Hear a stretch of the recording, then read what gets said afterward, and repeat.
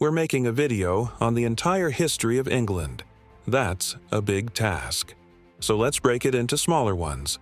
We'll move from prehistory all the way to the modern day, hitting all the major events along the way. Prehistoric and Roman Britain. Starting with the Stone Age, we have Stonehenge, built around 3000 BCE, still mysterious, then the Bronze and Iron Ages. In comes Julius Caesar with the Romans in 55 BCE, but they leave after defeating the Gauls. For real this time, the Romans return under Claudius in 43 AD and conquer the island. They build roads and cities like Londinium, and Hadrian's Wall is constructed to keep the Scots out. But the problem is the native Celts keep rebelling. Boudica, queen of the Iceni tribe, leads a major revolt in 60 AD, but it's brutally crushed by the Romans. Eventually, Roman rule declines and the island is left undefended. Anglo-Saxon and Viking Age. With the Romans gone, Germanic tribes known as Angles, Saxons, and Jutes invade and settle in the 5th century.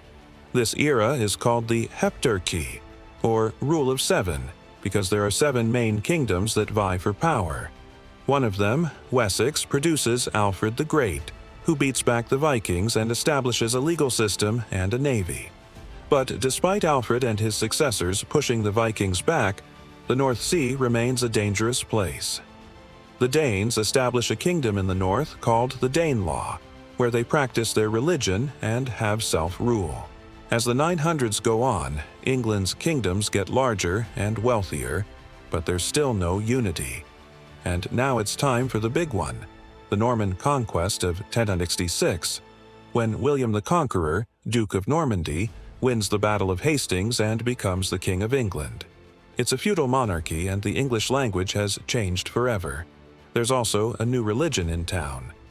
As the medieval period continues, England fights in the Crusades, but at home there's a growing tension between the nobility and King John. After he abuses his power, the barons force him to sign the Magna Carta in 1215, which limits the king's power and establishes a council to govern in his place. Fast forward a bit and we have the Parliament, which has replaced the council, and England has a new king, Edward III. His grandson, the Black Prince, wins at the Battle of Crecy in 1346 and establishes the longbow as the weapon of war. But soon after, France is at war with England, and we're off to the races. For the next 100 years, England fights France on and off in what's called the 100 Years' War. Joan of Arc is a big problem for the English. She leads the French to victory at the Battle of Orleans and is then burned at the stake for heresy. But the English win the war in the end and take control of Aquitaine. And thanks to the Black Death, there's less people to fight over land. Also, the war causes England to produce some amazing art and literature, including the Canterbury Tales by Geoffrey Chaucer, the Tudors, and Reformation. In 1509, a young king named Henry VIII takes the throne. He changes the religious order by starting the Church of England and divorcing Catherine of Aragon to marry Anne Boleyn. His daughter, the Virgin Queen Elizabeth I, defeats the Spanish Armada in 1588, establishing England as a major power. Under her, there's religious tension between Protestants and Catholics, but overall it's a golden age of exploration, colonization, and literature. Sir Francis Drake circumnavigates the globe, and England establishes colonies in Ireland and North America. Shakespeare is born and dies during this time. The Stuarts and Civil War. When Elizabeth I dies in 1603, the Scottish King James VI of Scotland inherits the English throne. This kicks off the Stuart era. Not long after, England goes to war with France and the American colonies are established. But when Charles I raises taxes to fight a war in Scotland, the country rebels and deposes him. Oliver Cromwell leads the new model army to victory over the Royalists, and England becomes a commonwealth. But after Oliver Cromwell's death, the monarchy is restored with Charles II.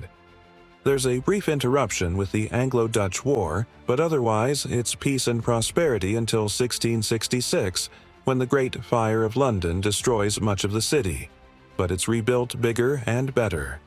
In 1688, James II becomes king, but he's a Catholic.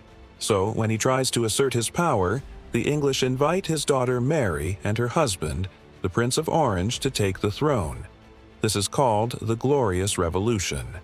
And the following year, England adopts a new constitution, establishing a constitutional monarchy, the Georgian and Industrial Age.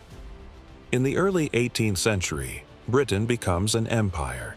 The colonies in North America and India grow, and Britain fights 2 wars against France for empire dominance.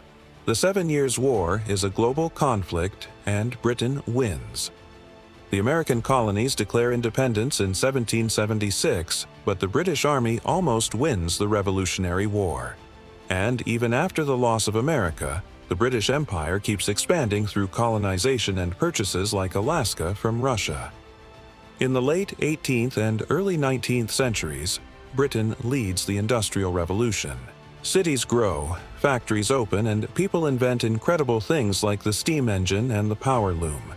The world is changing fast, and so is Britain. The first Reform Act is passed in 1832, giving more people the right to vote. But not everyone is happy. There are calls for full-scale reform and even revolution. But then Queen Victoria takes the throne, and her Golden Jubilee in 1887 celebrates 50 years of peace and prosperity. Britain is the most powerful nation in the world, ruling over a quarter of the planet. The British Empire reaches its peak, and science soars with inventors like Alexander Graham Bell and pioneers like David Livingstone. On the darker side, the Irish potato famine happens, and many Irish migrate to America. Meanwhile, industrial inventors like Isambard Kingdom Brunel are creating grand projects like the Clifton Suspension Bridge. But there's trouble ahead: world wars and the decline of empire. The 20th century begins with Britain fighting the Boers in South Africa. Then comes World War I, which ends with the Russian Revolution and the rise of communism.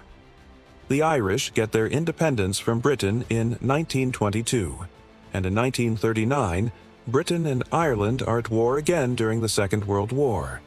This time, though, they're on the same side. Britain stands strong and eventually defeats Germany. But after the war, Britain is broke. Its empire is crumbling. India, Pakistan, Ghana, and many others want independence, and decolonization happens throughout the 1950s and 60s. Britain joins the European Economic Community in 1973, which later becomes the European Union. But there's trouble at home. The United Kingdom is in an economic crisis, and the country votes to stay in the EU in 1975. Then Margaret Thatcher comes along and beats back the unions in the 1980s.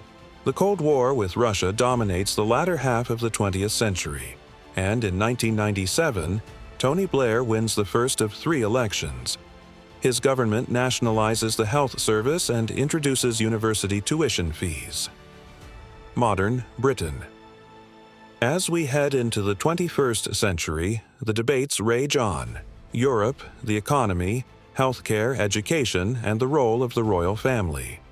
In 2016, Britain votes to leave the EU, a decision known as Brexit. The country faces economic uncertainty and political scandal. But Queen Elizabeth II is still around. She celebrates her Platinum Jubilee in 2022, marking 70 years on the throne. Her son, Charles III, ascends to the throne, and Britain moves forward to new challenges and hopefully a brighter future. Thanks for watching.